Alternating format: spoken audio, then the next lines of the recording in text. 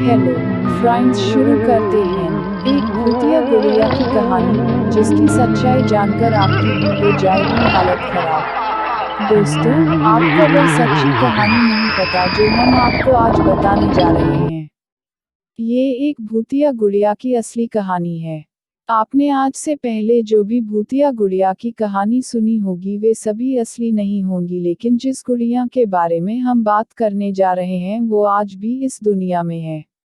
इस गुड़िया को कोई भी अपने घर में नहीं रखना चाहता। इसकी वजह जानकर लोगों की रूह कांप उठती है। संभव है कि आपने किसी हॉलीवुड हॉरर फिल्म में भी इसके बारे में देखा सुना होगा। कहा जाता है कि इसकी असली कहानी कुछ और है। दरअसल इस गुड़िया को भूतिया इसलिए कहा जाता है क्योंकि माना जाता है कि ये गुड़िया जीवित है।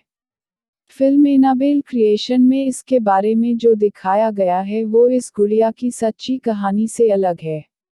अमेरिकन लेखक जॉनी ग्रुएल ने सबसे पहले अपनी एक रचना में इसका जिक्र किया था। लेकिन सच ये है कि बेहद रहस्यमयी ढंग से ये डॉल उनकी जिंदगी में आई थी। इसके बारे में जानकर आपको बेहद ताज्जुब होगा। दरअसल बात उस वक्त की है जब लेखक जॉनी ग्रुएल बच्चों के लिए एक किताब की श्रृंखला की रचना करने जा रहे थे। उन्होंने ट्रेजरी इन अ सीरीज नामक एक किताब के साथ एनाबेले डॉल को मार्केट में लॉन्च किया। उनकी यह किताब लोगों के लिए बेहद रोचक विषय थी। डॉल के पीछे छुपी अनोखी कहानी ने लोगों को इसे जानने के लिए मजबूर कर दिया। बात उस वक्त की है जब जॉनी ग्रुएल को अपनी घर के बैकयार्ड में यह डॉल मिली थी। जब उनकी बेटी मार्सेला पैदा हुई तो उसी डॉल से वो हर वक्त खेलती रहती थी।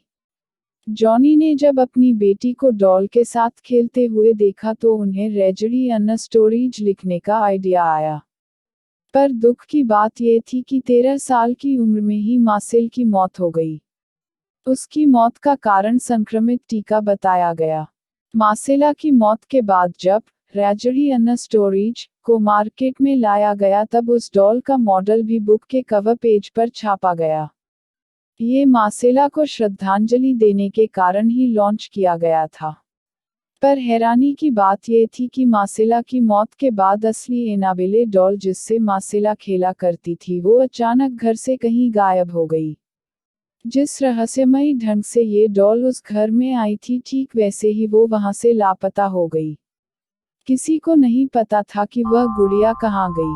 मार्सेला ने उसके बारे में पता लगाने की काफी कोशिश भी की लेकिन उसका पता नहीं चला और फिर एक दिन वो असली डॉल एक एंटीक शॉप में मिला। ये बात है साल 1970 की। एक नर्सिंग स्टूडेंट जिसका नाम था डोना, उसकी मां ने डोना को ये डॉल गिफ्ट की थी।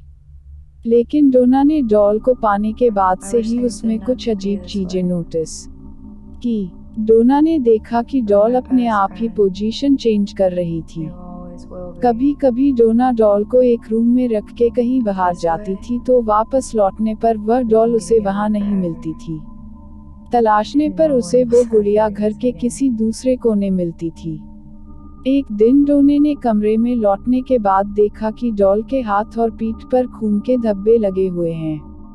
वो दहशत भरा ये नजारा देखकर बुरी तरह कांप गई। डोना को समझ आ गया था कि उसके साथ कुछ बुरा हो रहा है। इसके बाद डोना ने फौरन पैरानॉर्मल एक्टिविटी एक्सपर्ट एड और लॉरेन को बुलाया। एड और लॉरेन ने जब पाया कि यह डॉल भूतिया है तब डोना और ज्यादा डर गई। उसने उस गुड़िया को वहां से ले जाने के लिए कहा। एड और लॉरेन उस वक्त उस गुड़िया को अपने साथ कार में ऑकल्ट म्यूजियम में ले गए। लेकिन कार से जाते वक्त ही डॉल ने कुछ ऐसी हरकत शुरू कर दी जिसका अंदाजा उन दोनों को नहीं था। दरअसल गुड़िया ने अपनी पूरी ताकत से उन्हें रोकने की कोशिश की। गुड़िया ने बार बार डॉल कार का स्टीयरिंग घुमाने की कोशिश की, मानो कि वो उन्हें कहीं और ले जाना चाहती है। बड़ी मुश्किल से एड और लॉरेन अपनी मंजिल तक पहुंचते हैं। एड और लॉरेन उस शापित भूतिया डॉल को अपने म्यूजियम में मंत्र से एक कांच के बक्से में बंद करके रख देते हैं। माना जाता है कि आज भी उसकी भूतिया ताकत एक्टिव है। इसी कारण से उसके पास किसी को जाने नहीं दिया जाता। अगर आप लोगों को हमारी स्टोरीज पसंद आई हो तो Please, if you are new on my channel, then please subscribe to our videos and also press the bell keys so that you will continue to get notifications of our